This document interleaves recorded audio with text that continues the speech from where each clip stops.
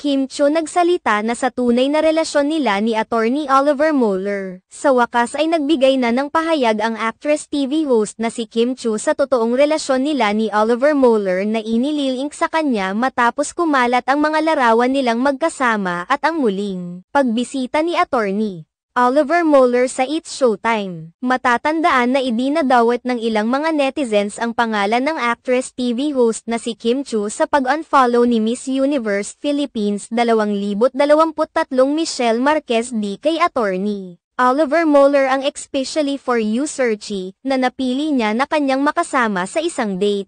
May mga nakapansin kasi na in-unfollow ni Michelle D si Attorney Oliver Mueller matapos nitong muling dumalaw sa It's Showtime. Lalo pang umugang ang mga bali-balitang nililigawan ni Oliver Mueller si Kim Chiu matapos ang tila pag-amin niya sa isang panayam kung saan inilahad niyang kailangan ang permiso ni Kim Chiu bago niya sagutin ang katanungan kung nanliligaw na ba siya. Bukod pa rito, napansin rin ng maraming mga netizens ang pagpapalit ng profile picture ni Oliver Mueller, isang larawan niya nakuha sa isla ng Siargao. Sa mga panahong naroon din si Kim Chiu para ipagdiwang ang kaarawan nito at dumalo sa second wedding nina Angelica Panganiban at Greg Homan. Upang maging malinaw na ang lahat, pinili ni Kim Chiu na magbigay na ng pahayag ngayon patungkol sa totoong kaganapan sa buhay nila ni Oliver Mueller. Ayon kay Kim Chiu, ay okay lang naman sila ni Oliver Mueller na tinawag niyang Migo, na ang ibig sabihin sa Tagalog ay kaibigan.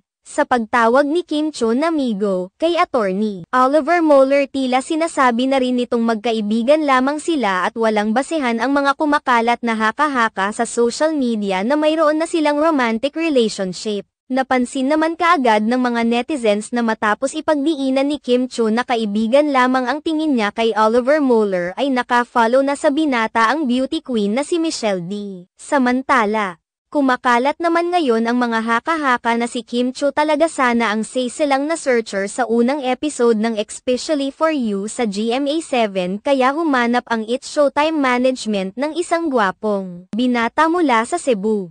Subalit, nag-back out si Kim Chiu sa kadahilanang hindi pa niya kayang isapubliko ang totoong dahilan ng paghihiwalay nila ni Sian Lim, kaya naman sa huli ay si Michelle D ang sumalang.